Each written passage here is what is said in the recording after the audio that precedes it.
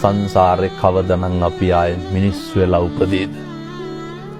මිනිස්සෙකුට ප්‍රියශීලී විදිහට කතා කරන්න පුළුවන් වෙන්නේ මිනිස්සු වෙලා ඉපදුනොත් විතරයි. අඬ දබර වෙන්න කෑකෝ ගහන්න ඒවට ඕන තරම් ආත්ම තියෙනවා. දැන් බල්ලෙක් තව බල්ලෙක් දැක්කහම මොකද කරන්නේ?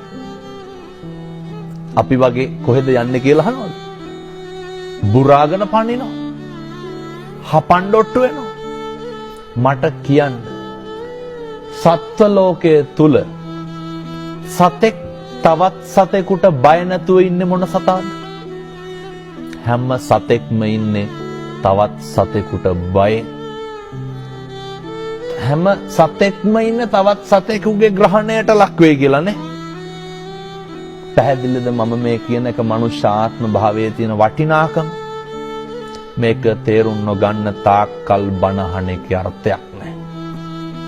කෙනෙකුට දෙන්න පුළුවන් දෙයකට තියෙන්නේ වතුර වීදුරුවක් නම් ඒක බොහොම ගෞරවයෙන් දෙන්න.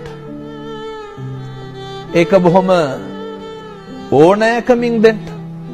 මෙහෙම දේශනා කරන්නට හේතුව තමයි පින්නතුනේ අපිට සංසාරේ කවදානම් ආයේ මිනිස්සෙකුට මම මේ වතුර වීදුරුවක් කීවේ මේක බොහොම සරල දෙයක් රුපියල් 50ක්වත් යන්නේ නැහැ. කවදානම් ආයේ කෙනෙකුට වතුර ටිකක් දෙන්න. සමහරු කියනවා නේද ඔය වතුර ටිකක්වත් දෙන්නේ නැහැ වුන්ට කියලා. කොහොමද මිනිස්සු එහෙම කියන්නේ?